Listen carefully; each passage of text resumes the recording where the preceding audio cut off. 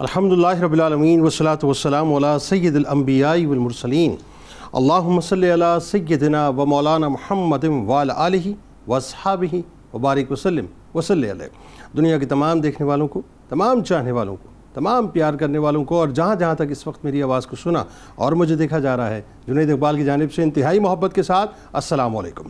ایک بار پھر ناظرین، آپ کو پر نور صبح نور کے ساتھ میں دل کی عطا گہرائیوں سے خوش آمدید کہتا ہوں، اور آئیے بلا توقف چلیں حضرت ابو انیس محمد برکت علی علیہ رحمہ کی تالیف اسماء النبی کریم صلی اللہ علیہ وآلہ وسلم سے رسول اللہ صلی اللہ علیہ وآلہ وسلم کا ایک اسم مبارک پڑھنے اور سننے کی سعادت حاصل کرتے ہیں۔ سیدنا العالم صلی اللہ علیہ وآلہ وسلم، ہمارے سردار، تمام علوم کے مالک، درود و سلام بھیجے اللہ آپ صلی اللہ علیہ وآلہ وسلم پر، آپ صلی اللہ علیہ وآلہ وسلم کے آل پاک پر اور صحابہ کرام رضوان اللہ تعالیٰ علیہم اجمعین پر۔ حضرت ابو درداء رضی اللہ عنہ بیان کرتے ہیں کہ رسول اللہ صلی اللہ علیہ وآلہ وسلم نے فرمایا کہ روز قیامت علماء کے قلم کی سیاہی اور شہداء کے خون کو تولا جائے گا تو علماء کے قلم کی سیاہی شہداء کے خون سے زیادہ وزنی ہو جائے گی۔ ناظرین کرام، آج آپ نے ہمارے ساتھ ضرور جڑے رہنا ہے، کیونکہ آج انشاءاللہ ہم جس موضوع پہ بات کریں گے وہ بیسکلی ہے علم کو لکھ کر محفوظ کر لو۔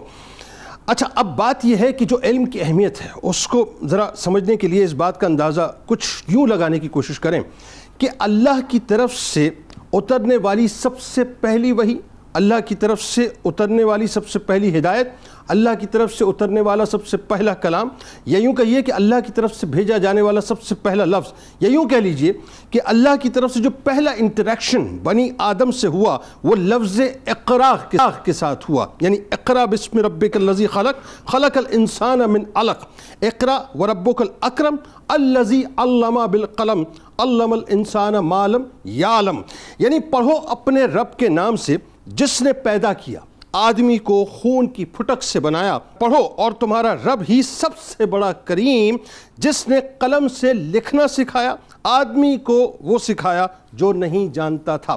بات یہ ناظرین، آج پوری دنیا میں اگر آپ دیکھ لیجیے جتنی بھی ترقی آپ کو نظر آتی ہے یا جتنا بھی آپ کو اس وقت انسان کا عروج، سو کال جو عروج نظر آتا ہے، وہ علم ہی کی بنیاد پر ہے، چاہے وہ سائنس و ٹیکنالوجی کا شعبہ ہو، چاہے وہ طب کا شعبہ ہو، چاہے وہ ارضیات کا شعبہ ہو، چاہے وہ فلکیات کا شعبہ ہو، چاہے وہ مواصلات کا شعبہ ہو، چاہے وہ آرٹیفیشل انٹیلیجنس کا شعبہ ہو، آپ کسی بھی شعبے کو اٹھا لیجئے، انسان کو اگر ترقی ملی ہے تو صرف اور صرف علم کی بنیاد پہ ملی ہے۔ اگر یہ علم نہ ہوتا تو انسان آج بھی کہیں اندھیری گھاٹیوں کے اندر غرق ہوتا، یعنی آج جو انسان تحت الثری سے اٹھ کر اور جس ثریا تک پہنچ چکا ہے، یہ پوری کی پوری دنیا علم ہی کی بنیاد پہ کھڑی ہوئی، اور دنیا جو ہے انسان کی فنگر ٹپس پہ آ کے کھڑی ہو گئی ہے۔ اسی لیے تو کہتے ہیں نا کہ علم والفجر کی تنویر ہے جہاں تاب کا نام، علم واللیل کی خوشبو میں بسائی ایک شام، قاب قوسین کی منزل یہی سر کرتا ہے، ایک لمحے میں صدیوں کا سفر کرتا ہے، اور علم طالب کو طلب سے بھی سوا دیتا ہے، جہل انسان کو بو جہل بنا دیتا ہے۔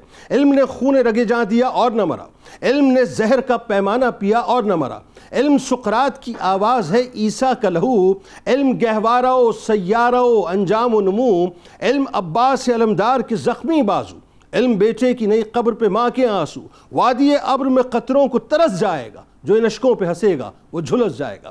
رسول کریم صلی اللہ علیہ وآلہ وسلم معلم اعظم بنا کر بھیجے گئے۔ ناظرین آپ دیکھیے، علم ہی کی بنیاد پہ یہ صدیوں سے جو علم محفوظ ہوتا رہا کتابوں کے اندر، وہ منتقل ہوتا رہا، وہ کتابوں کے ذریعے، وہ سینوں کے ذریعے منتقل ہوتا رہا اور انسانوں تک پہنچتا رہا۔ یہ علم ہی ہے جو آپ کو ماضی کے بارے میں بتلاتا ہے، یہ علم ہے جو آپ کو دیگر اقوام کے بارے میں بتلاتا ہے، یہ علم ہے جو آپ کو دیگر اقوام کی تہذیب و تمدن کے بارے میں بتلاتا ہے، یہ علم ہے جو دیگر اقوام کی آرٹ اور کلچر کے بارے میں آپ کو بتلاتا ہے، یہ علم ہے جو آپ کو ادب کے بارے میں بتاتا ہے، شاعری کے بارے میں بتلاتا ہے، یہ علم ہے جو تاریخ بتلاتا ہے انسان کی، یہ علم ہے جو بتلاتا ہے کہ کون سی قومیں اپنے علم کی بنیاد پر عروج پر پہنچی، اور یہ علم ہے جو آپ کو بتلاتا ہے کہ کون سی قوموں نے ایسے کام کیے کہ جن کی وجہ سے ان کو مکمل طور پر نیست و نابود کر دیا گیا۔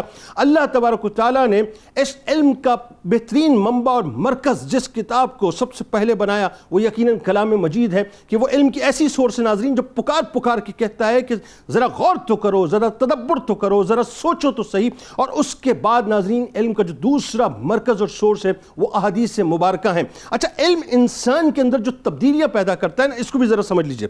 پہلے تو یہ کہ علم انسان کو مقصد حیات سے جا کر جوڑ دیا کرتا ہے کہ انسان کو یہ معلوم ہو جاتا ہے کہ میرے بنیادی طور پہ جو مقصد حیات کا وہ کیا ہے۔ دوسرا، علم آپ کو حقیقت تک پہنچا دیتا ہے، آپ حقیقت آشنا ہو جایا کرتے ہیں۔ تیسرا یہ کہ علم آپ کو شعور و آگہی کے دروازوں پر لا کر کھڑا کر دیتا ہے کہ وہ دریچے جو آج تک آپ پر نہیں کھلے ہوتے، علم آپ پر وہ دریچے کھول دیا کرتا ہے۔ چوتھی بات یہ ہے کہ علم آپ کو ماضی کا ادراک کرواتا ہے، یعنی ماضی میں جتنی بھی غلطیاں یا جتنی بھی ترقیاں ہوئیں، اور مستقبل کا سفر آپ کو طے کرواتا ہے۔ اسی طرح سے علم آپ کے اندر تخلیقی صلاحیتیں پیدا کرتا ہے، علم آپ کے ذہن کو ترقی دیتا ہے، آپ کے ویژن کو علم کھولتا ہے، علم آپ کے اندر سیلف کانفیڈنس پیدا کرتا ہے، خود اعتمادی پیدا کرتا ہے، علم آپ کو ذاتی اطمینان کی شاہراہ پر گامزن کر دیتا ہے، علم آپ کے کیریئر کے اندر ترقی میں ایک بہت بڑی مہمیز کا کردار ادا کرتا ہے۔ اسی طرح سے جو معاشرے میں آپ کی حیثیت ہے، علم اس حیثیت کو انہینس کرتا ہے، آپ کو معاشی استحکام عطا کرتا ہے، آپ کی صحت بہتر ہوتی ہے۔ یعنی جب آپ علوم کے بارے میں جانتے ہیں، آپ کو معلوم ہوتا ہے کہ مختلف علوم کیا کہتے ہیں، طب خاص طور پہ وہ آپ کی صحت کو بہتر کرنے کا ایک ذریعہ بنتا ہے۔ علم ذاتی ترقی میں ایک بہت بڑا کردار ادا کرتا ہے۔ اور سب سے بڑی بات یہ ہے کہ سائنس کی بات کریں، ٹیکنالوجی کی بات کریں، ماحولیات کی بات کریں، کائنات کے سربستہ رازوں کی اگر آپ بات کریں، سب کچھ اگر ملتا ہے تو در علم ہی سے ملتا ہے۔ آغاز کرتے ہیں۔ ہمارے ساتھ اس وقت جو شخصیت موجود ہیں وہ یقیناً کسی تعارف کے محتاج نہیں۔ پہلی شخصیت ممتاز عالم دین جناب مفتی محمد اسحاق مدنی صاحب تشریف فرما ہیں، دوسری شخصیت ممتاز عالم دین جناب مفتی سید اویس علی صاحب تشریف فرما ہیں، اور تیسری شخصیت ممتاز عالم دین جناب علامہ حافظ احمد یوسف صاحب تشریف فرما ہیں۔ تینوں آپ کو السلام علیکم، خوش آمدید۔ آغاز کرتے ہیں۔ سب سے پہلے آپ سے مفتی صاحب ذرا یہ بتائیے، میرا خیال ہے ابتدا میں مطلقاً چونکہ علم ہی کی بات چل پڑی تو علم ہی کی فضیلت سے آغاز کرتے ہیں۔ قرآن و احادیث اس حوالے سے کیا کہتی ہیں، تاکہ آج ذرا نوجوان نسل کو سمجھ آئے صاحب کہ علم حاصل کرنا شارٹ کٹ یا شارٹیسٹ راستہ کوئی نہیں ہے زندگی میں، علم ہی کی شارہ پہ چلنا پڑے گا۔ بتلائیے۔ بسم اللہ الرحمن الرحیم۔ بہت شکریہ۔ دیکھیے، جب ہم بات کرتے ہیں علم کی تو عربی کے اندر علم یعلم اس کا معنی ہوتا ہے جاننا، یعنی کسی بھی چیز کو جاننا، پہچاننا، اور اس کی ایک تعریف اس طرح بھی کی جاتی ہے العلم ادراک الشیء بحقیقتہ، یعنی کسی بھی چیز کی حقیقت تک پہنچنا، اس کو جاننا، اس کو علم کہا جاتا ہے۔ اور ہمارے صوفیاء نے بڑی پیاری بات فرمائی ہے آسان لفظوں میں عوام کو سمجھانے کے لیے، کہتے ہیں بچوں سمجھو اس بات کو کہ نامعلوم سے معلوم تک کا جو سفر ہے وہ علم کہلاتا ہے۔ سبحان اللہ۔ یعنی جس کو تم نہیں جانتے اسے تم جانو گے تو تمہیں علم آ جائے گا۔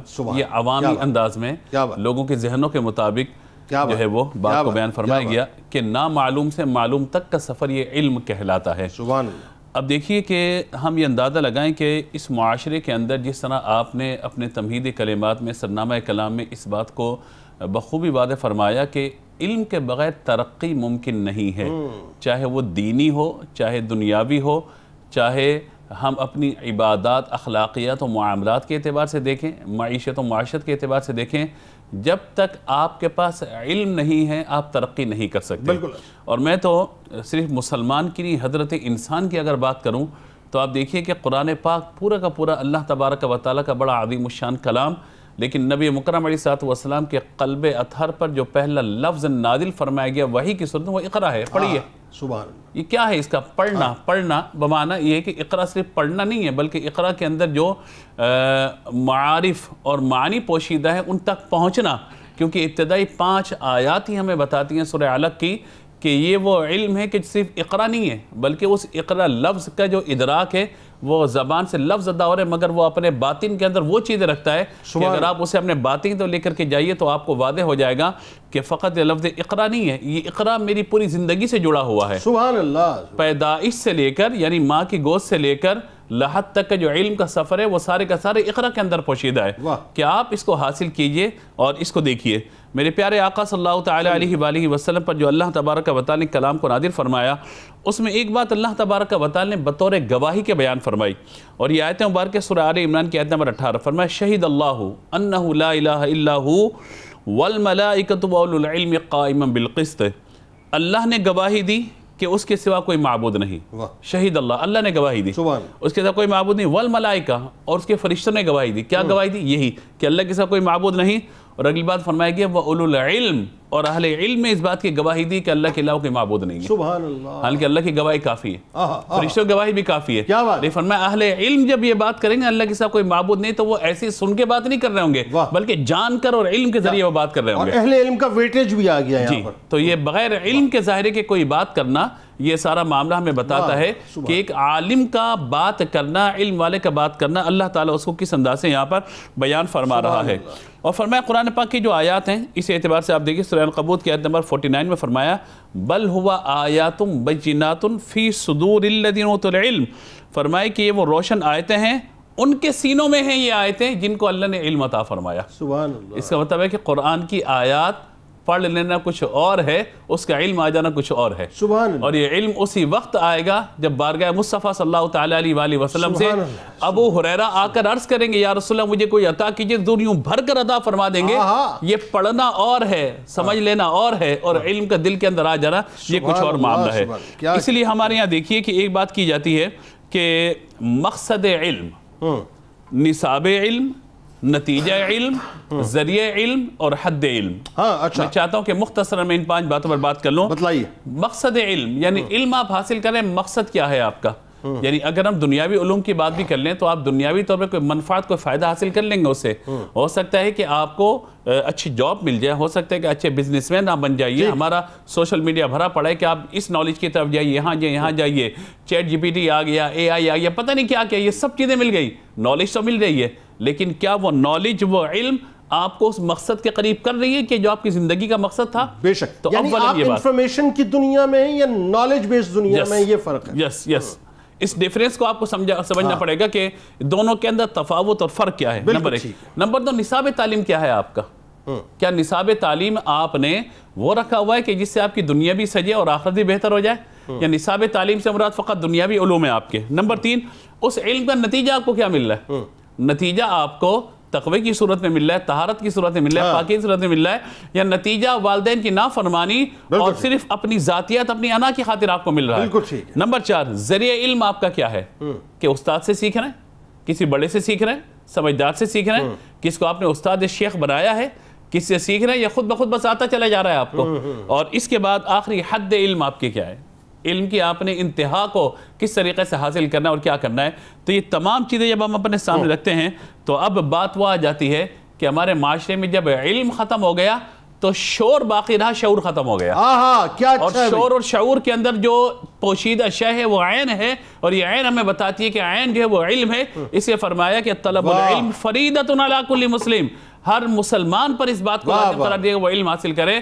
جب علم حاصل کرے گا شعور نہیں کرے گا، شعور بیدار ہوگا. جب شعور بیدار ہوگا وہ پھر صحابہ میں، اہل بیت میں کسی میں مقابلہ نہیں کرے گا، بلکہ وہ یہ بات کہے گا کہ اللہ نے جو شعور ان کو عطا فرمایا، اللہ ان کے صدقہ ہمیں بھی کچھ عطا فرمائے. کیا اچھا ہے شعور اور شعور اور درمیان کا عین اور عین سے علم، کیا اچھی بات ہے. علم وہ یہ جو ظاہر حقیقت تک پہنچا دے، بس بڑی سادی سی بات ہے. وہ علم ہو ہی نہیں سکتا جو حقیقت تک نہ پہنچائے، اور علم وہ ہے جو حقیقت تک پہنچا دے. اچھا اب بات یہ ہے کہ آئیے ذرا، چونکہ ہم تو معلم اعظم سے بات کا آغاز کرتے ہیں اور معلم اعظم پہ ہی بات کا اختتام کرتے ہیں. دنیا کی ساری ترقیاں در مصطفیٰ صلی اللہ علیہ وآلہ وسلم کا صدقہ ہے. لوگ کہتے ہیں جی سائنس ترقی کر رہی ہے، سائنس ڈسکور کر رہی ہے، ترقی نہیں کر رہی ہے. ترقی تو ہم نے کروا دی 1450 برس پہلے. نبی کریم صلی اللہ علیہ وآلہ وسلم اور صحابہ کرام رضوان اللہ تعالیٰ علیہم اجمعین کا اسپیشلی جو طریقہ تعلیم تھا، ایک تو یہ بتائیے. دوسرا، اچھا ابتدا میں یہ تاریخ بتاتی ہے کہ جی پہلے تو کتابت سے، یعنی جو کتاب وغیرہ بنانے کا معاملہ، اسے لکھنے پڑھنے کا، اس سے ممانعت، اس کے بعد پھر اجازت، اور پھر ایک واقعہ ہمیں ملتا ہے غزوہ بدر کے موقع پہ، خاص طور پہ جو قیدیوں کے عوض جو معاملہ تھا، اس ٹرانزیکشن کو جو ہے وہ لکھنے پڑھنے سے مشروط کیا گیا. وہ بتائیے کیا ہوا تھا؟ بسم اللہ الرحمن الرحیم. جنید بھائی، اللہ تبارک و تعالیٰ نے مختلف مقامات پر حضور علیہ السلام کی آمد کو ذکر فرمایا، آپ کی بعثت کو ذکر فرمایا. اور ایک مقام پر ارشاد ہوتا ہے کہ هو الذی بعث فی الامیین رسولا منہم یتلو علیہم آیاتہ ویزکیہم ویعلمہم الکتاب والحکمہ، کہ وہ رب تعالیٰ ہے جس نے امیین میں یعنی بے پڑھے لوگوں میں اپنے رسول کو بھیجا. اور اس بھیجنے کا مقصد کیا ہے؟ مقصد بیان فرما دیا کہ یتلو علیہم آیاتہ، کہ وہ ان کے اوپر اللہ پاک کی آیات تلاوت کرتے ہیں، اور ویزکیہم، ان کا تزکیہ نفس فرماتے ہیں، اور آگے وجہ بیان فرما دی وَيُعَلِّمُهُمُ الْكِتَابَ وَالْحِكْمَةَ کہ وہ ان کو کتاب اور حکمت کی تعلیم دیتے ہیں۔ تو حضور علیہ السلام کی آمد کا مقصد علم کو عام کرنا تھا، ترویج علم کرنا تھا، لوگوں کو سکھانا تھا۔ اور حضور علیہ السلام نے جو تعلیم کا طریقہ اختیار کیا، طریقہ تعلیم جو اختیار کیا صحابہ کو، وہ اپنے افعال کے ذریعے ہے، اپنے احوال کے ذریعے ہے، اپنے کردار کے ذریعے ہے، اور اسی طرح اپنے اقوال کے ذریعے ہے۔ یعنی حضور کے جو ارشادات تھے، جو نصائح تھے، جو ارشادات کریمہ تھے، ملفوظات جمیلہ تھے، ان کے ذریعے جو ہے وہ صحابہ کو علم فراہم کیا۔ اب یہ جو علم فراہم کیا، تو علم فراہم کرنے میں ابتدائی طور پر حضور علیہ السلام نے اس کو لکھنے سے منع فرمایا تھا۔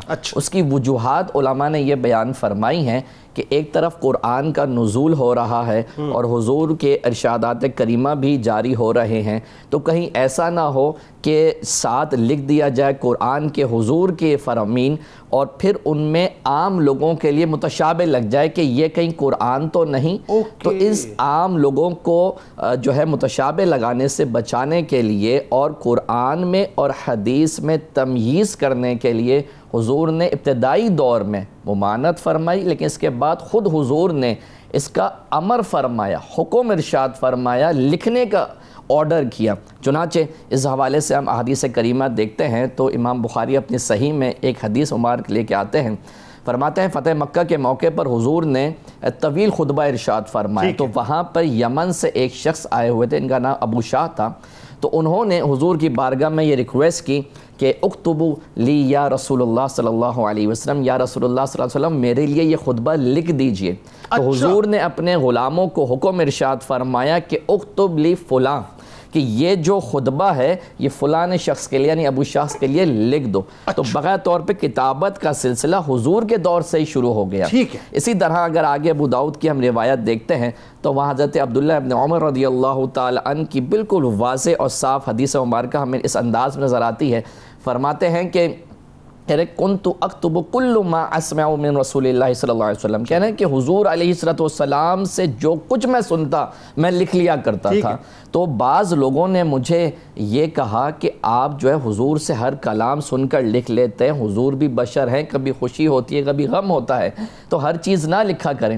تو کہتے ہیں یہ بات میں نے حضور علیہ السلام کی بارگاہ میں پیش کی کہ لوگ ایسا کہہ رہے ہیں، تو حضور علیہ السلام نے پھر جو کلمات ارشاد فرمائے، بڑے سنہرے اور بڑے پیارے کلمات ہیں، آپ علیہ السلام نے ارشاد فرمایا فَأَوْمَا بِعَصْبِهِ، آپ نے اپنے جو انگلی سے اپنے جو منہ مبارک ہے اس طرف اشارہ فرمایا فَأَوْمَا بِعَصْبِهِ لَفَيْ وَقَالَ اُكْتُبْ فَالَّذِي نَفْسِي بِيَدِهِ مَا يَخْرُجُ مِنْهُ إِلَّا حَقٌ، یعنی حضور نے اپنے منہ مبارک کی طرف اشارہ فرمایا کہ جو کچھ سنا کرو لکھ لیا کرو کہ خدا کی قسم اس کے قبضہ قدرت میں میری جان ہے، اس زبان سے حق کے سوا کچھ نہیں جاری ہوتا۔ یعنی حضور علیہ السلام کیٹیگوریکلی ارشاد فرمایا کہ لکھ لیا کرو، یعنی گویا کہ قید العلم بالکتابہ یا قید العلم بالقلم، کہ علم کو لکھ کر قید کر لیا کرو۔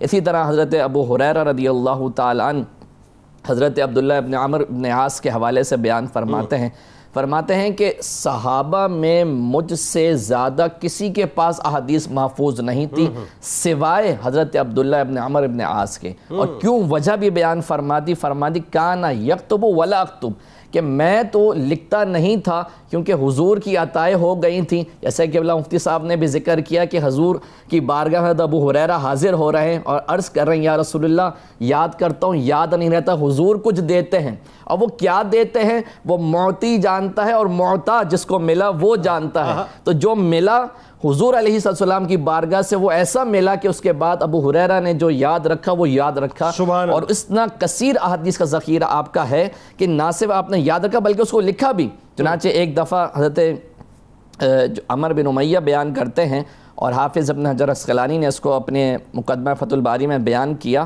کہ کہ ایک دفعہ حدیث کے بارے میں جو ہے وہ تھوڑی سی بحث ہوئی کہ یہ حدیث ہے یا نہیں، تو ابو ہریرہ کے بارے میں فرماتے ہیں رضی اللہ تعالیٰ عنہ کہ وہ باقاعدہ طور میرا ہاتھ پکڑ کر اپنے گھر لے گئے اور احادیث کی کتابوں کا مجموعہ دکھایا کہ یہ وہ کتابیں ہیں جو احادیث کی ہیں جو میں نے حضور سے سن کر لکھی ہیں۔ یعنی کتابت کا سلسلہ حضور علیہ السلام کے دور سے ہی جاری ہو گیا۔ اور آخری کی جو بات ہے کہ جو فدیے کی بات تھی، تو بدر کے موقع پر ان لوگوں کا فدیہ جن کے پاس رقم نہیں تھی، حضور علیہ السلام نے یہ مقرر کیا کہ وہ انصار کے بچوں کو کتابت کرنا سکھائیں گے۔ سبحان اللہ۔ یعنی اس کا مطلب یہ ہے کہ ایک تو ظاہر ہے یہ تو مسلمانوں کی ویسے علم لیگیسی ہے، اور پھر قرآن پاک کو اٹھا لیجئے، رسول کریم صلی اللہ علیہ وسلم کی احادیث مبارکہ کو اٹھا لیجئے، سرکار علیہ السلام کا خود عمل اٹھا لیجئے، آپ تو معلم اعظم بنا کر بھیجے گئے۔ اب ایک جو بڑا اہم ترین پہلو ہے اس پوری تاریخ اسلام میں وہ ہے کاتبین وحی کے حوالے سے، اور ظاہر ہے جتنے بھی کاتبین احادیث ہیں ان کا امت پر ایک بہت بڑا احسان عظیم ہے، چاہے وہ وحی مبارک کے حوالے سے یا حدیث مبارکہ کے حوالے سے۔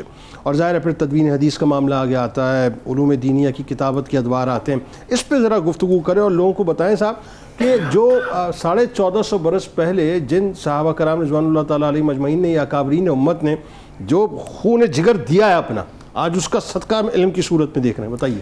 بسم اللہ الرحمن الرحیم۔ جنید بھائی ابتداءً میں کچھ باتیں عرض کرنا چاہوں گا۔ پہلی تو یہ کہ علم کی جو تقسیم ہے یہ ہمیں سمجھنا چاہیے کہ وہ دینی اور دنیاوی نہیں ہے، بلکہ علم کی جو درست تقسیم ہے وہ ہے نافع اور غیر نافع کی۔ ہر وہ علم جو اللہ سے جوڑ دے، اللہ کی معرفت دے، اور جس میں انسانیت کی فلاح ہو، وہ علم نافع ہے۔ اور جو اللہ سے دور کرے تو اللہ سے کرے دور تو تعلیم بھی فتنہ۔ تو پہلی بات تو یہ ہے۔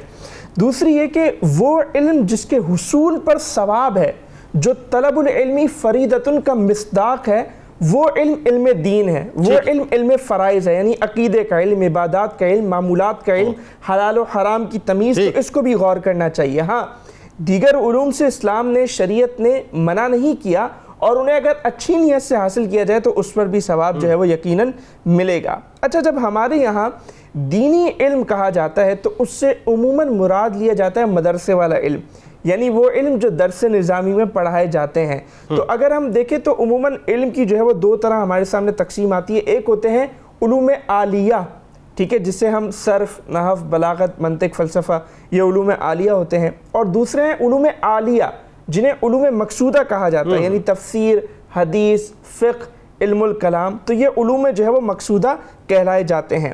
اچھا، جب ہم علوم کی تدوین کی بات کرتے ہیں تو اس بات میں تو کوئی شک و شبہ نہیں کہ جو سب سے پہلے علم تدوین ہوا، جیسے کہ علامہ صاحب نے بھی ذکر ہوا، جس علم کو سب سے پہلے مدون کیا گیا یقینی طور پر وہ علم حدیث اور علم سیرت ہے، کہ اس کی تدوین باقاعدہ اس کی کتابت جو ہے وہ دور رسالت مآب صلی اللہ علیہ وآلہ وسلم سے اس کا آغاز ہو گیا تھا۔ یعنی اگر ہم مثال کے طور پہ علم تفسیر کی بات کریں تو یہ بھی دور رسالت سے ہی اس کا آغاز ہو گیا تھا، عہد صحابہ سے ہی اس کا آغاز ہو گیا تھا، لیکن باقاعدہ طور پر جو اس کو لکھا گیا تو اس کی ابتدا تب ہوئی علم تفسیر کی جب احادیث میں کتاب التفسیر شامل ہوئی، اور اسی طرح اموی خلافت کے آخر میں اور عباسی خلافت کے اوائل میں تفاسیر پر جب باقاعدہ کتب تحریر کی گئی تو علم تفسیر گویا اس وقت مدون ہوا۔ لیکن علم حدیث کی جب بات کرتے ہیں، علم سیرت کی جب بات کرتے ہیں تو یہ نبی کریم علیہ السلام کے زمانے میں ہی مدون ہو گیا تھا۔ پھر آپ نے کاتبین وحی کی بات کی تو کاتبین دربار رسالت صلی اللہ علیہ وآلہ وسلم جو ہیں، جو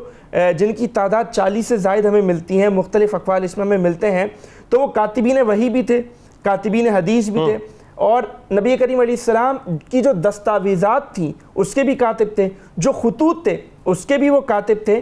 تو یہ ان کی تعداد جو ہے وہ 40 سے زیادہ ہے۔ اور آج کچھ دور جو حدیث کی حجیت کے حوالے سے شکوک و شبہات پیدا کرنا چاہتے ہیں تو ان کے حوالے سے ان کے کاؤنٹر میں سب سے بڑی دلیل یہ ہے کہ نبی کریم علیہ السلام کی جو دستاویزات ہیں، آپ کے جو خطوط ہیں، وہ بھی حدیث ہی ہیں، کیونکہ وہ بھی حضور علیہ السلام کے اقوال ہی ہیں، اور ان کی جو کتابت ہے وہ تو باقاعدہ طور پر بغیر کسی شک و شبہ کے، بغیر کسی اختلاف کے نبی کریم علیہ السلام نے خود فرمائی ہے۔ تو حدیث جو مدون کی گئی ہمارے علماء کی طرف سے، جنید بھائی یہ اتنا بڑا کارنامہ ہے کہ کس طرح ہمارے علماء نے احتیاط کے ساتھ ایک ایک لفظ کو نبی کریم علیہ السلام کے ایک ایک لفظ کو ہم تک پہنچایا۔ اور آپ یہ دیکھیں یہ ترہ امتیاز صرف اسلام کا ہے، صرف اسلام کا۔ اور اس میں ایک اور بات آپ دیکھیں کہ حدیث کو مدون کرنے کے ضمن میں جو علوم ایجاد کیے مسلمانوں نے اس کی ایک الگ فہرست ہے.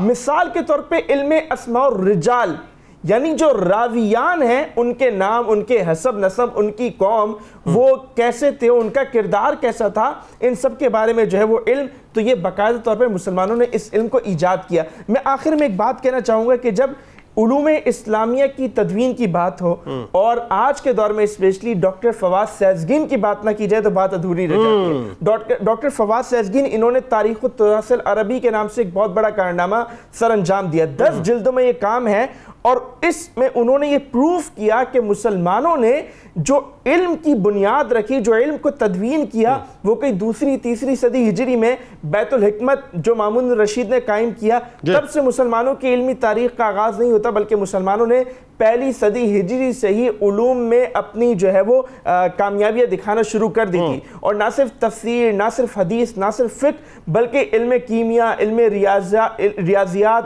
اور اسی طرح جتنے علم جغرافیہ، علم فلکیات، جتنے بھی علوم ہیں ان سب پر مسلمانوں نے قلم اٹھایا اور ان سب پر مسلمانوں نے بے مثال خدمات انجام دی ہیں. اور مغرب کی آج کی جو علمی ترقی ہے اس کی جو بنیاد جو فراہم کی ہے وہ مسلمانوں نے ہی فراہم کی ہے. مغرب میں جو علم کی ترقی کا آغاز ہوا وہ تحریک احیاء العلوم سے اس کی تحریک کا آغاز ہوا، تو اس کی جو بنیاد فراہم کی گئی تھی وہ مسلمانوں نے ہی 1 صدی ہجری سے لے کے 4 صدی ہجری میں جتنا کام کیا تھا اس میں بنیاد فراہم کر. بالکل درست ہو گیا، بالکل. بہت خوبصورت گفتگو ناظرین اس وقت علماء کرام فرما رہے ہیں، اور یہ اس دور کے لیے اس لیے بہت ضروری ہے کہ آج ہماری جو نئی جنریشن ٹک ٹاک زدہ ہو گئی ہے، ٹک ٹاک زدہ جنریشن ہے نہیں، تو اس ٹک ٹاک زدہ جنریشن کو یہ سمجھنا چاہیے کہ یہ جو ہم کھوکھلی بنیادیں اپنی بنا رہے ہیں اس کا نتیجہ کیا نکلے گا. ابن جوزی رحمۃ اللہ علیہ فرماتے ہیں نا کہ اگر مجھے کوئی نئی کتاب ملتی تو گویا مجھے خزانہ حاصل ہوا، یہ میں محسوس کرتا تھا. آج ہمیں کوئی نیا لائک ملتا ہے تو ہم سوچتے ہیں کہ ہمیں خزانہ مل گیا. درود پاک پیش کیجئے. لوٹ کے آپ کو بتلاتے ہیں کہ جو امپورٹنس ہے بک کی یہ کیا ہے، اور اس کی اہمیت کو اگر آج ہم نہیں سمجھیں گے تو کتنی بڑی تباہی ہمارے لیے کھڑی ہوئی ہے. درود پاک.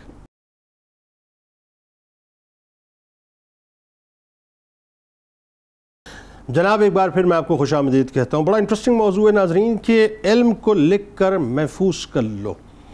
آج جو ہماری نئی جنریشن ہے نا اس کا جو سب سے بڑا المیہ ہے، جس کو میں سمجھتا ہوں کہ المیہ کہنا چاہیے، وہ یہ ہے کہ ہم نے کتب بینی سے اپنے آپ کو دور کر لیا ہے. مطالعہ جو ہماری زندگی سے ختم ہو گیا، بلکہ یوں کہیے کہ مطالعے کو ہم نے باقاعدہ تالا لگا دیا ہے، اور تالا لگانے کے بعد جو شعور و آگہی کے جتنے بھی پھول تھے ان کو ہم نے مسل کر زمین برد کر دیا ہے. یعنی صورتحال یہ ہو چکی ہے کہ ہم اس حد تک جو ہے وہ سطحی سوچ کے مالک ہو گئے ہیں کہ ہماری ساری جو نالج ہے نا وہ انفارمیشن بیسڈ ہے. ہم انفارمیشن حاصل کرتے ہیں نیٹ سے اور کچھ بھی نہیں کرتے، اور اسی وجہ سے ہمارے اندر کج فہمی بھی ہے، ہمارے اندر جو ہے وہ اپنا کم عقلی بھی ہے، ہمارے اندر رجت پسندی بھی بہت زیادہ آ گئی ہے، انتہا پسندی بھی بہت زیادہ آ گئی ہے. کھوکھلی اور سطحی باتوں کے اوپر جو ہے ہم انتہا پسندی کی اس شاہراہ پر چل پڑتے ہیں کہ جس کا کوئی سرا، کوئی اختتام ہے ہی نہیں. نتیجہ کیا نکلتا ہے صاحب کہ ہمارے وجود کے اندر ایک کھوکھلا پن پیدا ہو گیا ہے. آپ اپنی زندگی کے جو ہم نشین اس موبائل فون کو بنائے بیٹھے ہیں نا، اس ٹک ٹاک کو، فیس بک کو، یوٹیوب کو، انسٹاگرام کو، اس کی ہم نشینی کو ختم کر دیجئے. اگر ہم نشین بنانا ہے تو کتاب کو اپنا ہم نشین بنائیے. کتب بینی سے بہتر کوئی ہم نشینی ہے نہیں، کتاب سے بہتر کوئی ہم نشین ہو نہیں سکتا. کتاب آپ کو بنیادی طور پہ ماضی میں بھی لے کے جائے گی، اور کتاب آپ کو حال کے حوالے سے بتلائے گی کہ آپ کہاں پر کھڑے ہیں، اور کتاب آپ کو مستقبل کا تعین کرنے میں بہت زیادہ آسانی فراہم کرے گی. اگر کچھ کرنا چاہتے ہیں تو کتاب کو اپنا ہم نشین بنائیے. آپ ذرا یہ بتائیے علامہ صاحب، جو بڑی اہم ترین بات ہے دور جدید میں، ظاہر ہے ایک تو یہ کہ کتاب کی ضرورت اور اہمیت، اس پہ ذرا بات کیجیے. کتاب سے دوستی ہم نے ختم کر دی ہے. وہ سقراط سے جب کوئی ملتا تھا تو اس سے پوچھتا تھا کہ میں پہلا سوال یہ کرتا ہوں کہ بتاؤ تم نے کتنی کتابیں پڑھی اور کون کون سی کتابیں پڑھی. آج وہ مطالعے کا رجحان تو ہمارے ختم ہی ہو گیا. تو نیو جنریشن میں جو مطالعے کا ایک فقدان ہے، ذرا بتلائیے کیا وجوہات کیا ہوئی؟ بسم اللہ الرحمن الرحیم. دیکھیں، ایک تو اس بات کو ہمیں سمجھ لینا چاہیے کہ مطالعہ یہ اللہ تبارک و تعالیٰ کی وہ نعمت ہے کہ جس کو یہ چیز نصیب ہو جائے نا تو وہ شاید اپنا ایک وقت کا کھانا، ایک وقت کی چائے، ایک وقت کا پانی چھوڑ دے گا، مگر کتاب سے اپنے تعلق کو نہیں چھوڑے گا. تو یہ ہو گیا. اچھا، دور حاضر کے اندر 2-3 خرابیاں جو ہم دیکھ رہے ہیں وہ یہ ہے کہ ہم چیزوں کے پیچھے بھاگتے چلے جا رہے ہیں اور پرابلم ہمارے پاس یہ آ گئی ہیں کہ اصل میں ہم لوگ اتنے فاسٹ ہو گئے کہ موبائل فون میرے پاس ہیں، میں سوشل میڈیا پہ جاتا ہوں اور اٹھانے کے بعد میں دیکھنا شروع کرتا ہوں، دیکھ رہا ہوں 30 سیکنڈ کی ایک ریل میرے پاس ہے، اس کو میں نے دیکھی ہے، اس کے بعد وہ گیا، منظر بدل گیا، ایجوکیشن سے میوزک پہ چلے گئے، میوزک سے کرکٹ میچ پہ چلے گئے، یعنی 2 منٹ کے اندر 3 سے 4 مختلف مناظر میں دیکھ رہا ہوں، تو چیزوں کو جو محفوظ کرنے کا ایک سلسلہ تو ہمارے اندر سے ختم ہو گیا۔ اس لیے آپ یہ دیکھیے کہ اس لیے مثال میں نے دی آپ کو کہ ظاہر ہے کہ میرا تعلق تعلیم و تعلم پڑھنے پڑھانے سے میرا تعلق ہے، تو آج ہم پہلے کے دور میں 1 گھنٹہ 35 منٹ 40 منٹ بچے آرام سے سکون سے ایک پیریڈ پڑھ لیتے تھے، آج بچوں کو 2 4 5 منٹ کے بعد ہی بے چینی ہونا شروع ہو جاتی ہے کہ ہم کچھ نیا کریں، اس نئے کے چکر کے اندر جو سیکھنے کا معاملہ وہ سارا ختم ہوتا چلا جا رہا ہے، بہت تیزی سے مناظر تبدیل ہو رہے ہیں اسی لیے آج جدید ہم جو ٹرم ایک یوز کرتے ہیں کہ بھائی بچوں کو ایکٹیویٹیز کے ذریعے سکھایا جائے، یعنی جو رٹیفیکیشن کا ایک دور تھا، کچھ چیزیں آپ کو یاد کرنی پڑیں گی، کچھ چیزیں آپ کو اپنے ذہن کے اندر محفوظ کرنی پڑیں گی، کچھ کویشچن آنسر آپ کو رٹنے پڑیں گے، تب جا کر آپ کی ذہنی سطح ہوگی کہ آپ چیزوں کو محفوظ بھی رکھتے ہیں اور یاد بھی رکھتے ہیں نہیں رکھتے۔ یعنی جو کہا جاتا ہے بھئی نقل کے لیے عقل کی ضرورت ہے، تو عقل کی ضرورت کیوں ہے؟ یعنی نقل یہ نہیں کہ آپ پھرے بنا کے جائیں پیپر کر لیں، نقل سے مراد یہ ہے کہ جو عقل کے اندر جو ذہن کے اندر اس کو اس پیپر پہ نقل کر دیجئے، بھائی آپ لکھ دیجئے۔ تو یہ ایک تو پرابلم یہ ہے ہمارے یہاں کہ دور ہمارا فاسٹ ہوا، اور جو مناظر ہمارے یہاں بچوں کو دکھائے جانے تو وہ پھر ویجول تو بہت ساری چیزیں ان کو نظر آ رہی ہیں، مگر پریکٹیکل کتاب جو ہے اب ہمارے یہاں سے ختم ہوتی چلی جا رہی ہے۔ ایون اس سے اندازہ لگائیے، ہمیں یاد ہے کہ ہم جب پڑھا کرتے تھے تو ہمارے یہاں باقاعدہ ایک پیریڈ لائبریری کا بھی ہوا کرتا تھا، ہفتے میں 1 دن 2 دن وہ ہمیں آدھا گھنٹہ 1 گھنٹہ بھیجا جاتا ہے، لائبریری کے اندر جائیے، بکس جو ہیں جو بکس آپ کو سمجھ میں آتی ہیں آپ پڑھیں، اس کا مطالعہ کریں، اس کے نوٹس بنائیے۔ اب لائبریری کا پیریڈ تو ٹائم ٹیبل کے اندر شاید مینشن ہو جائے، لیکن اسکولز کے اندر خاص طور پہ پرائیویٹ اسکولز کے اندر کیا لائبریریز کا وجود ہے نہیں ہے؟ لائبریریاں موجود ہیں یا نہیں ہے؟ تو ان تمام چیزوں کو ہمیں دیکھنے کی ضرورت ہے بھی تو وہ معدوم ہوتی جا رہی ہے نا، وہ صرف دکھاوے کے لیے کہ ریکوائرمنٹ ہے لائبریری کا، آپ نے ایک روم بنایا تو بنا دیا آپ نے۔ اور پھر ایک اور بڑا مسئلہ یہ پیدا ہو گیا، وہی بات ہے ٹیبلٹس ہیں، موبائل فونز ہیں، میں نہیں کہتا کہ ڈیجیٹل آپ جتنی بھی مطلب آپ کی ترقی آپ اس سے استفادہ نہ کریں، لیکن وہ جو کتاب کا لمس ہے وہ آپ نے ختم کر دیا۔ جی بالکل ایسے ہی کتاب کے بارے میں بڑی اچھی بات کہی گئی ہے کہ جب آپ کتاب اٹھاتے ہیں کھولتے ہیں تو مکمل آپ کا فوکس کتاب کی طرف ہوتا ہے، آپ جب پڑھ رہے ہوتے ہیں توجہ کے ساتھ تو آپ کی پوری توجہ اس طرف ہوتی ہے۔ اب ظاہر ہے کہ ہم جس دور کے اندر جی رہے ہیں وہاں پہ PDF کا دور آ گیا، ای لائبریریز کا دور آ گیا، تو ٹھیک ہے وہ اچھی بات ہے، اس سے آپ فائدہ حاصل کیجئے، سرچ کیجئے ساری چیزیں، لیکن اگر مثال کے طور پہ مجھے کوئی مسئلہ نکالنا ہے، کوئی بات کرنی ہے مجھے، اور میں نے سرچ کیا اس کو نیٹ پر دیکھا، میں نے وہاں سے مسئلہ نکال لیا، اب یہ بات الگ ہے، میں اس بات میں نہیں جا رہا کہ وہ صحیح ہے یا غلط ہے، میں اس بات میں نہیں جا رہا، آپ نے وہاں سے اپنا کانٹینٹ اٹھا لیا، جب کانٹینٹ وہاں سے اٹھا لیا آپ نے، اٹھانے کے بعد ہم آپ سے پوچھیں بھائی یہ آپ نے کہاں پڑھا ہے، تو آپ کہیں وہ میں نے سرچ کیا تھا وہاں پہ پڑھا تھا۔ اچھا جہاں سے آپ نے سرچ کیا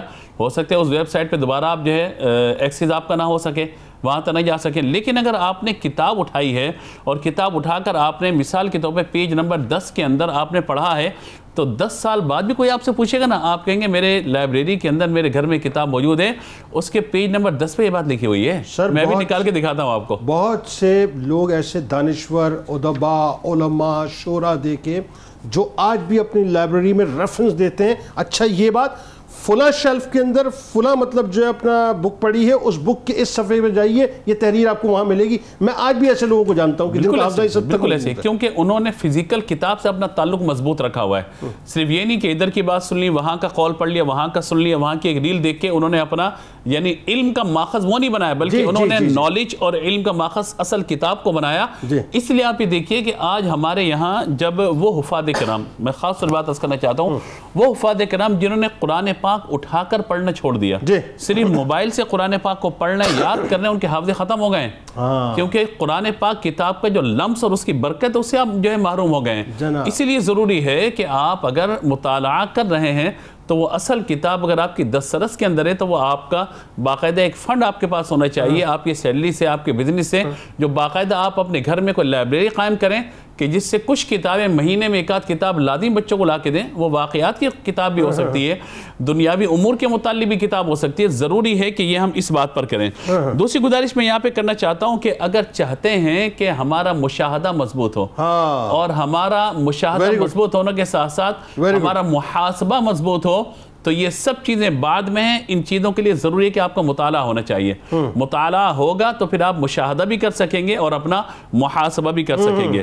اسی طریقے سے ایک بات میں اور بھی عرض کرنا چاہتا ہوں کہ جب آپ مطالعہ کریں گے کتاب سے تو آپ کو صحیح اور غلط کی پہچان بھی حاصل ہوگی کہ ریفرنس آپ کو مل جائے گا کہ بھئی یہ صحیح لکھا ہوا ہے یہ غلط لکھا ہوا ہے کیا ہے کیا نہیں ہے.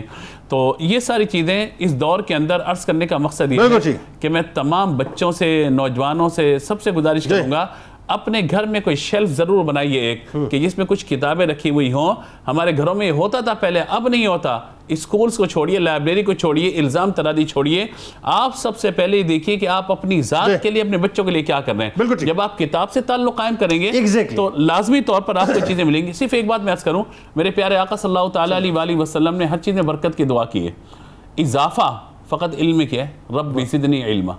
تو یہ علم میں اضافہ کیسے ہوگا مجھے بتائیں, مطالعہ کے بغیر اضافہ کیسے ہوگا؟ تو جب مطالعہ مضبوط ہوگا آپ کا علم بھی مضبوط ہوگا اور اس علم میں بتدریج اضافہ بھی ہوتا چلا جائے گا. بات یہ ہے کہ ہم نے اس جنریشن کو جو ہے وہ اپنا اس حد تک معذور کر دیا کہ آج ہم بیٹھ کے, اچھی بات ہے بری بات نہیں ہے, میں اس کو کوئی مکمل طور پہ کنڈیم نہیں کرتا, لیکن آپ ہیروز کا حوالہ دیتے ہیں, آپ خود ہیرو کیوں نہیں بنتے؟ آپ لوگوں کی باتوں کا حوالہ دیتے ہیں, آپ خود حوالہ کیوں نہیں بنتے؟ آپ کی باتیں خود حوالہ کیوں نہیں بنتی؟ آج ہمارے یہاں ہو یہ گیا ہے کہ لوگ صرف سن رہے ہیں.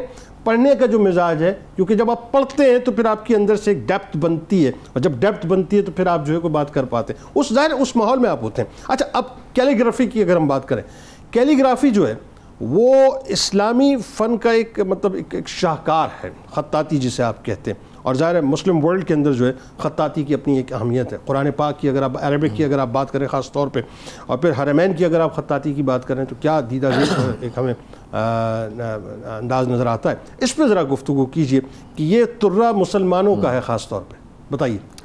بات یہ ہو رہی تھی کتاب کو لمس کرنے کی اور اس کے ذریعے حفظ ہونے کی. اس کا طریقہ کار جو آج بھی دنیا میں رائج ہے, بالخصوص عرب ممالک کے اندر جہاں ریسرچ پیپرز لکھے جا رہے ہیں, ہمارے ہاں بھی جو علماء اپنے طلباء کو بات بیان کرتے ہیں وہ یہ دیکھتے ہیں, کیونکہ ہمارے ہاں آج کے دور میں نا اگر کوئی بھی عربک کتاب سرچ کرنی ہو, اس پہ کوئی مٹیریل سرچ کرنا ہو تو اس کے لیے مکتبہ شاملہ استعمال ہوتا ہے. جو ہمارے مشاہدین کرام ہیں وہ اس بات کو سمجھ رہے ہوں گے. مکتبہ شاملہ ایک سافٹ ویئر ہے, عربک سافٹ ویئر. فرماتے ہیں کہ اگر تمہیں چیز مکتبہ شاملہ میں مل جائے, اس کے باوجود لائبریری جاؤ, لائبریری جا کے وہ کتاب نکالو, خود دیکھو, پھر جا کے اس کو اپنے پاس درج کرو. یہ بڑی عام بات, یہ آگے جا کے میں بات کروں گا. جو ڈیجیٹل ورلڈ کے اندر ہم چلے گئے اس پہ یہ بات بہت ضروری ہے کرنا. جی, تو اس کا نتیجہ کیا نکلا ہوگا؟ نتیجہ یہ نکلے گا جو آپ ارشاد فرما رہے تھے کہ وہ پھر بزرگ پیدا ہوتے ہیں جو کہتے ہیں کہ فلاں شیلف میں جاؤ, فلاں کیبنٹ میں جاؤ, وہاں پہ اس پیج نمبر پہ بات لکھی ہوئی, وہ آپ کا ذاتی مطالعہ ہوتا ہے, وہ بول رہا ہوتا ہے نا بات یہ. جی, تو بہرحال میں نے مناسب سمجھا کہ اس کو بھی ذکر کر دوں تاکہ یہ حصہ شامل ہو جائے. باقی فن خطاطی کے بارے میں اگر ہم گفتگو کریں تو حضور علیہ السلام کی جو تعلیمات ہیں وہاں پر ہمیں صاف ستھرا اور اچھا خوش خط لکھنے کا ہمیں جو ہے وہ معاملہ نظر آتا ہے. اور بعض سیرت نگاروں نے تو یہاں تک کلام کیا کہ فرمایا کہ بعض ہمیں ایسے بھی مواقع نظر آئے کہ جس میں حضور علیہ السلام نے جو رسم الخط ہے اس کا انداز بھی بیان فرمایا کہ با کو کیسے لکھنا ہے, سین کو کس طرح کھینچ کے لکھنا ہے, اور میم کو اس کی گولائی کے ساتھ کیسے لکھنا ہے. اور خود صحابہ کرام علیہم رضوان میں فتوح البلدان کے اندر یہ بات ذکر کردہ ہے کہ صحابہ کرام علیہم رضوان میں ایسے افراد تھے جو باقاعدہ طور پہ فن خطاطی کے ماہر تھے, جو لکھنا بڑے اچھے انداز میں جانتے تھے. بلکہ وہ خطوط دیکھیں نا, وہ جو آج بھی اس کی جو ہمیں عکس نظر آتے ہیں, کیا خوبصورت انداز اس میں خطاطی ہوئی, مطلب کوئی لائنز وغیرہ کچھ نہیں, لیکن بالکل آپ دیکھیں کیا خوبصورت انداز اس میں. اور اس میں بالخصوص ہماری والدہ حضرت عائشہ صدیقہ رضی اللہ تعالی عنہا, ان کا انداز تحریر کیا ہوتا کہ آپ جب اپنا خط لکھتی یا جو مکاتب لکھتی تو آپ اس کے زیر میں لکھتی کہ عائشہ بنت ابی بکر جو حبیب اللہ کی پیاری اور محبوب ہیں, یعنی اپنی محبت کا انداز بھی اس انداز میں بیان فرماتی. اور بالخصوص اگر ہم حرمین طیبین کی بات کرتے ہیں تو آج حرمین طیبین چاہے وہ مکہ پاک ہو چاہے مدینہ پاک ہو, تو مکہ پاک کے اندر ہمیں جو ہے پیارا پیارا خانہ کعبہ جب نظر آتا ہے تو غلاف کعبہ میں بہت ہی خوبصورت انداز میں خطاطی ہوئی ہوتی ہے. کہیں پہ اللہ پاک کے مبارک نام لکھے ہوئے ہوتے ہیں, کہیں پہ آیت الکرسی لکھی ہوتی ہے, کہیں پہ دیگر دعائیں دعائیں لکھی ہوئی ہوتی ہیں اور وہ اس کے حسن میں مزید اضافہ کر رہی ہوتی ہیں. بلکہ آج کل تو آپ نے ایک سلسلہ دیکھا ہوگا کہ وہاں بغیر طور پہ خطاطی جو خیاطی کے ساتھ لکھائی جا رہی ہے, یعنی کہ سلنے کے ساتھ جو ہے سکھائی جاتی ہے وہاں پر. اچھا, اسی طرح اگر ہم حضور علیہ السلام کے پاک دیار کی بات کریں, مسجد نبوی شریف کی بات کریں, تو وہاں مختلف مقامات پر حضور علیہ السلام کے فرامین ہمیں نظر آتے ہیں. کہیں ہمیں یہ بات لکھی ہوئی نظر آتی ہے کہ ما بین بیتی و ممبری روضۃ من ریاض الجنہ, کہ جو میرے ممبر سے اور میرے گھر تک کا فاصلہ ہے یہ جنت کے باغوں میں سے ایک باغ ہے. اور اسی طرح حضور علیہ السلام کا جو مبارک کا شانہ ہے, جو روضہ پاک ہے, اس میں داخل ہونے کی جو جگہ ہے, جو جناب سیدہ فاطمہ الزہرا رضی اللہ تعالی عنہا کا حجرہ پاک تھا, کہ آج بھی اگر کسی کو حضور علیہ السلام کے روضے میں داخل ہونے کا جو موقع ملتا ہے, سعادت میسر آتی ہے, تو وہ اسی جگہ سے, اسی راستے سے جاتا ہے. جنید بھائی, اس جگہ پر جو تالا لگا ہوا ہے, اس تالے کے اوپر جو کلمات تحریر کردہ ہیں, وہ کلمات ہیں کہ جن کو وہ شرف قبولیت حاصل ہوئی ہے کہ پیر مہر علی شاہ رحمۃ اللہ تعالی علیہ فرماتے ہیں کہ فجر کی نماز کے بعد کوئی شخص 7 مرتبہ یہ کلمات پڑھ لے تو حضور علیہ السلام اس کے اوپر سروری فرماتے ہیں, اس کے اوپر عطائے فرماتے ہیں. اب وہ کلمات کیا ہیں؟ وہ کلمات یہ ہیں: هو الحبیب الذی ترجى شفاعته لكل حول من احوال مقتحمی, یعنی یہ وہ حبیب ہیں کہ جن کی طرف شفاعت کی امیدیں لگی ہوئی ہیں, کہ جو ہر مشکل میں ہمیں پیش آنے والی ہے اس میں ہماری شفاعت کرنے والے ہیں. قصیدہ بردہ شریف اس قدر بارگاہ رسالت میں. آپ سوچیں نا, ذرا امیجن کریں, آج اگر ہم کوئی تحریر کریں, یہ کیسے ممکن ہے کہ حضور کے روزے کے پاس جا کے وہ تحریر کندہ ہو جائے؟ کیسے ممکن ہے؟ جب تک اس بارگاہ سے اجازت نہ ہو. تو یہ وہ بارگاہ سے اجازت یافتہ کلمات ہیں, شرف قبولیت حاصل کیے ہوئے کلمات ہیں جو وہاں پر کندہ ہیں. اس طرح اور بھی جو ہے بزرگوں کے کلمات وہاں پر لکھے ہوئے ہیں. تو یہ فن خطاطی جو ہے وہ ہماری امت مسلمہ کا ایک ورثہ ہے جو آج بھی الحمدللہ پورے بلاد عرب کے اندر اور پوری امت مسلمہ میں جاری اور ساری ہے. بالکل ٹھیک ہے. اچھا جی, اب آئیے فائنلی جو بڑی ایک اہم ترین بات ہے, ہمارے یہاں جو کتابت کی ہم بات جب کرتے ہیں یا اشاعت کی بات کرتے ہیں تو ہمارے اس کے جدید طریقہ کار جو ہے وہ انٹروڈیوس ہو چکے ہیں. ظاہر ہے آپ دیکھیے کہ اب آپ کوئی بھی بک سرچ کرنا چاہتے ہیں, آپ نیٹ پہ ایکسپلور کرتے ہیں, وہ بک آپ آن لائن بھی پڑھ لیتے ہیں, اس کو آپ ڈاؤن لوڈ بھی کر لیتے ہیں. اسی طرح سے اشاعت کے طریقہ کار بھی مختلف ہو چکے ہیں. اب ہمارے یہاں بہت سے لوگ جو ہیں وہ کتاب کہتے ہیں صاحب کتاب کیا بنانی ہے, اس پہ ایکسٹینڈیچرز کیا کرنے ہیں, اب یہ نیٹ پہ سیو ہو جائے گی تو اپنا کام یہاں پہ جو ہے مطلب مکمل کر دیا جائے. اچھا, اب یہ جو احتیاطیں خاص طور پہ اس میں جدید طریقہ کار میں, یہ بڑی امپورٹنٹ بات ہے. مثال کے طور پہ بہت سی جگہ میں نے خود دیکھا ہے پرسنلی, اور آپ نے بھی تجربہ کیا ہوگا, آپ انٹرنیٹ پہ کوئی چیز ایکسپلور کر رہے ہوتے ہیں تو وہ جو بات آپ کر رہے تھے کہ اپ ٹو دا مارک, ویسے ہوتا ہے کہ مطلب up to the mark information, up to the mark بہت سی جگہوں پہ انفارمیشن نہیں ہوتی جدید طریقہ کار میں. تو علوم دینیہ میں خاص طور پہ کس طرح کی احتیاطیں, یعنی جو شیئر کر رہے ہیں یا جو پڑھ رہے ہیں ان کو کیا کرنی چاہیے. دوسرا, جو ہمارے ڈیجیٹل آج یوں کہہ لیجیے کہ جو کتابیں, ان کے جو فوائد ہیں یا ان کے جو نقصانات ہیں اس پہ بھی ذرا بات کیجیے. بسم اللہ الرحمن الرحیم. سب سے پہلی بات تو یہ ذہن میں رکھنی چاہیے کہ علم کی زکوٰۃ اس کی نشر و اشاعت ہے, تو علم کی جو ہے اشاعت ہونی چاہیے. اچھا, جہاں تک تعلق ہے کتابت کا, تو جنید بھائی پہلے لکھا جاتا تھا قلم سے اور کاغذ پر لکھا جاتا تھا, ٹھیک, تو احتیاط کی جاتی تھی کیونکہ ہاتھ جو تھے وہ الفاظوں پر ٹچ ہو رہے ہوتے تھے, الفاظوں سے مس ہو رہے ہوتے تھے, تو احتیاط یہ کی جاتی تھی کہ باوضو رہا جاتا تھا, اچھے انداز سے سلیقے میں لکھا جاتا تھا. لیکن اب چونکہ دور جدید ہے, کی پیڈ ہے یا پھر جو ہے وہ آپ کا کی بورڈ ہے, تو اس میں کیا ہے, الفاظ سے ہاتھ مس نہیں ہو رہے, تو بعض اوقات وضو کا خیال نہیں رکھا جاتا. تو جب بھی دینی علوم بالخصوص علوم اسلامیہ پر جب بھی کام کیا جائے, لکھا جائے, تو باوضو رہا جائے. اچھا, پھر اسی طرح پہلے لکھنے کا ایک انداز ہوتا تھا, باقاعدہ سیٹنگ ہوتی تھی پراپر انداز میں, اور یوں لکھنا ہے آپ نے قلم پکڑ کے. لیکن اب چونکہ موبائل ہے تو آپ نے یوں اٹھا کے آپ لکھنا شروع کر دیا, آپ لیٹے ہوئے ہیں, آپ بیٹھے ہوئے ہیں, اب آپ کوئی قرآن کی آیت کوٹ کر رہے ہیں, کوئی حدیث کوٹ کر رہے ہیں اور آپ لیٹے ہوئے, تو اس وقت بھی اپنے انداز کو آپ نے دیکھنا یعنی وہ چاہیے. ڈیکورمز، وہ آداب کا خیال اس اسٹیٹ آف مائنڈ میں جا کے آپ جی وہ کام کریں. ایگزیکٹلی بالکل اسی طرح. بھلے جدید طریقہ آپ اپنا رہے ہیں لیکن جو انداز ہے، جو ادب ہے، جو معیار ہے، اس کو ہمیں برقرار رکھنا ہوگا. ڈیو پروٹوکولز جو اس کا خیال رکھنا. ایگزیکٹلی بالکل ایسا ہی ہے. اچھا جہاں تک اشاعت کی بات ہے تو اشاعت میں سب سے بنیادی بات تو یہی ہے کہ جب بھی آپ علوم دینیہ کی اشاعت کریں تو اس میں سوچ سمجھ کر اور تحقیق کے ساتھ آپ بات کریں. ٹھیک ہے. اچھا جب ہم اشاعت کی بات کرتے ہیں تو آج جو ہے وہ سوشل میڈیا ہمارے سامنے ہے، فیس بک، یوٹیوب کے تھرو جو ہے وہ ہم اشاعت کر رہے ہیں. تو اس میں ہوتا یہ ہے کہ جو سوشل میڈیا کی جو ایک عوام ہے تو وہاں آپ جب بھی کسی بھی چیز کی اشاعت کرتے تو آپ اپنی آڈینس بناتے ہیں. ٹھیک ہے نا. یعنی اگر آپ فقہ پڑھا رہے ہیں تو آپ اپنی آڈینس کریٹ کریں گے، آپ حدیث پڑھا رہے ہیں تو آپ اپنی آڈینس کریٹ کریں گے. تو اس میں پیغام یہی دینا چاہوں گا کہ ہمارے وہ لوگ جو اپنے فن کے ماہرین ہیں تو انہیں چاہیے کہ وہ جس طرح کلاس روم میں بیٹھ کر پڑھاتے ہیں اسی طرح وہ سوشل میڈیا پر آئیں اور اپنی آڈینس بنائیں، اپنے طلبہ بنائیں اور وہاں پر وہ علم کی اشاعت کریں. کیونکہ دیکھیں جنید بھائی، آپ کچھ بھی کہہ لیں، یہ جو جدید طریقہ کار ہے، یہ جو ٹیکنالوجی ہے، یہ آج کی ایک ایگزسٹنگ تو ہے نا، ایگزسٹ تو کر رہی ہے اور نہ صرف ایگزسٹ کر رہی ہے بلکہ آپ یوں سمجھیں کہ یہ مطلب ہم پر غالب ہے آج کے دور میں. تو ہمیں اس کو اچھی طرح یوٹیلائز کرنا چاہیے. تو جس سر میں آپ کو بتاؤں یہ اس حد تک غالب ہے کہ اس نے پوری جنریشن کے مزاج کو تبدیل کر دیا، ان کی انسٹنکٹ کو، فطرت کو تبدیل کر دیا. فطرت کو ہٹ کیا جاتا ہے. ایسا ہی ہے.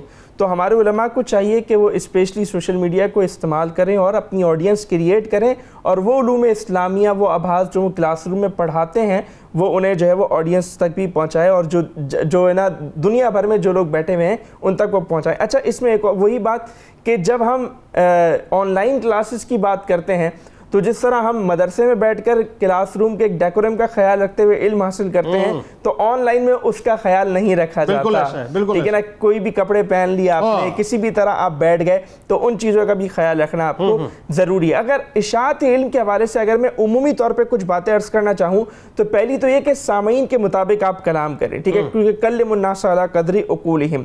دوسری بات یہ کہ علم جب بھی آپ سکھائیں تو سامنے والے کی صلاحیت کو مد نظر رکھیں. لیکن ایک بات یہ ہے کہ آج کا جو ہمارا مروجہ نظام تعلیم ہے اس میں یہ چیز کو ایڈ کرنا، اس میں چیز کا خیال کرنا بڑا مشکل ہو گیا ہے کہ سامنے والے کی صلاحیت کو دیکھ کر اسے سکھائے. کیونکہ کلاس روم میں ایک نصاب ہے، سب نے آپ کو سب کو ایک ہی بات آپ نے پڑھانی ہے. لیکن جب آپ مجمع میں ہو، اسپیشلی جب آپ کسی جلسہ عام میں خطاب کر رہے ہو تو وہاں پہ آپ لوگوں کی صلاحیتوں کے مطابق آپ ان سے گفتگو کریں. اچھا ایک اور بات اشاعت علم میں جو جس چیز کا خیال رکھنا ضروری ہے وہ یہ کہ علم چھپایا نہ جائے. کیونکہ نبی کریم علیہ السلام نے فرمایا نا کہ جس سے کوئی سوال پوچھا جائے اور وہ اس بارے میں جانتا ہو اور پھر بھی وہ اسے چھپائے تو قیامت کے دن اسے جو ہے وہ آنکھ کی جو ہے وہ لگام ڈالی جائے گی. تو اشاعت علم میں اس بات کا بھی خیال رکھا جائے کہ وہ جو ہے علم کو چھپایا نہ جائے. اچھا میں نے یہاں جو یہ بات کی نا کہ سوشل میڈیا پہ آئے جائے، اپنی آڈینس بنائی جائے اور اشاعت علم کی جائے، اور پھر میں نے یہ بھی بات کی کہ سامنے والی کی صلاحیت کو مد نظر رکھا جائے، تو اس میں ظاہر ہے کہ سوشل میڈیا پر بھی آپ وہ کام نہیں کر سکیں گے. تو سوشل میڈیا پر جب بھی آپ علم کی اشاعت کریں تو اس میں آپ یہ ضرور خیال کریں کہ کوئی ایسی بات نہ کریں کہ جس کو لے کر، جس کو بنیاد بنا کر لوگ اسلام پر اعتراض کریں. کیونکہ جدید دور ہے نا، تو آج الہاد آپ کے پیچھے لگا ہوا ہے، لبرل سیکولر آپ کے پیچھے، آپ اسٹرانگ ہے وہ دیکھ رہی ہے کہ آپ کیا بات کر رہے ہیں. تو ایسی باتیں کی جائیں کہ جس سے آپ کی روایت پر اور اسلام پر بالخصوص. اور اس میں حافظ صاحب مسئلہ یہ کہ اس فرق کو اللہ ماشاءاللہ اس فرق کو لوگوں نے ختم کر دیا ہے. جی. آج ہوئی یہ رائے کہ ہم ایسی باتیں کر رہے ہیں صرف اس چکر میں کہ ویوز مل جائیں. یا تو ہم لوگوں کی مطلب وہی بات ہے کہ معاذ اللہ ان پہ تان کر رہے ہوتے ہیں، ان پہ لان تان کر رہے ہوتے ہیں تو ویوز لینے کے چکر میں، یا پھر ہم اس طرح کی باتیں عجیب سی کر رہے ہوتے ہیں کہ بس لوگ جو ہے مطلب کسی طرح سے ہمیں دیکھ لیں. وہ جو سنجیدگی ہے وہ سنجیدگی اس وجہ سے جاتی رہی کہ اس سنجیدگی پہ ویوز نہیں ملتے تھے، لوگوں نے یہ ذہن بنا لیا. جی سنجیدگی بھی چلے گئی جنید بھائی، اور دوسرا اخلاقیات کا بھی جنازہ نکل گیا نا. ٹھیک ہے. جو اخلاقیات تھی وہ بھی اخلاقیات کا جنازہ نکل گیا. اچھا آپ کے سوال کا جو دوسرا حصہ تھا جو ڈیجیٹل کتابیں ہیں تو اس پر میں یہ کامنٹ کرنا چاہوں گا. دیکھیں اگین وہی بات، جدید ٹیکنالوجی ہے. ہم نے پچھلے 100 سالوں میں دیکھا کہ جو ٹیکنالوجی سے ٹکرایا ہے نا تو وہ مجبور ہو کر پھر دوبارہ اسی کے پاس آیا. ٹھیک ہے, تو جہاں تک جدید ڈیجیٹل فارم میں جہاں تک کتابوں کا تعلق ہے تو اس سے میرے خیال میں بھرپور استفادہ کرنا چاہیے. ہمارے بہت سارے لوگ جو ہے وہ روک دیتے ہیں کہ نہیں جی اصل کتاب لے کر ہی پڑھو. اب بعض اوقات وہ اصل کتاب لینے کے چکر میں وہ کتاب لے ہی نہیں پاتا. ٹھیک ہے, وہ کتاب خوشبو سونگنے کے چکر میں وہ کتاب کی طرف جاتا ہی نہیں ہے. ہاں اس کے فوائد الگ ہیں, اس سے انکار نہیں ہے. جو ہمارے مفتی اسحاق صاحب نے اور اویس صاحب نے, سید اویس صاحب نے باتیں کی, اس سے بالکل اتفاق ہے, لیکن اس سے جتنا فائدہ اٹھایا جا سکتا ہے اٹھائے, کیونکہ کتابیں بھی تو بہت مہنگی ہو گئی ہے نا, تو اس سے بھی استفادہ کرنا. بالکل درست بات ہے, اس میں کوئی دوسری رائے نہیں ہے. بہت شکریہ آپ تینوں احباب کا, آپ تشریف لائے. آئیے جی کتاب الشفا اور قوت حافظہ کا عمل آپ کو بتلاتے ہیں کہ قوت حافظہ کو کیسے بڑھایا جائے. ہر فرض نماز کے بعد اول و آخر درود پاک کے ساتھ 21 بار یا علیم پڑھ کر پانی پر دم کر کے پینے لینے سے قوت حافظہ مضبوط ہو جاتا ہے انشاءاللہ. حضرت امام حسن مجتبیٰ علیہ السلام کا قول مبارک ہے کہ علم سیکھو, اگر اسے یاد نہ رکھ سکو تو اسے لکھ کر اپنے گھروں میں محفوظ کرو. روزنامہ 92 نیوز میں آج مضمون ضرور پڑھیے گا, تعلیم کی ضرورت و اہمیت اور تعلیمی نظام کی اصلاح کے حوالے سے. ایکس پہ ہمیں فالو کر لیجیے, فیس بک پیج کو لائک کر کے, یوٹیوب چینل کو سبسکرائب کر کے بیل کو ضرور کلک کر لیجیے. آئیے ذرا اپنی روح سے تجدید عہد وفا لا یؤمن احدکم حتی اکون احب الیہ من والدہ وولدہ والناس اجمعین. اللہ تعالیٰ آپ کا, ہمارا, ہم سب کا, پاکستان کا, امت مسلمہ کا, خاص طور پہ غزہ کے رہنے والوں کے لیے دعا کیجیے, اللہ تعالیٰ ان کا حامی و ناصر ہو, آمین. پاکستان کا مطلب کیا؟ لا الہ الا اللہ محمد رسول اللہ صلی اللہ علیہ وسلم.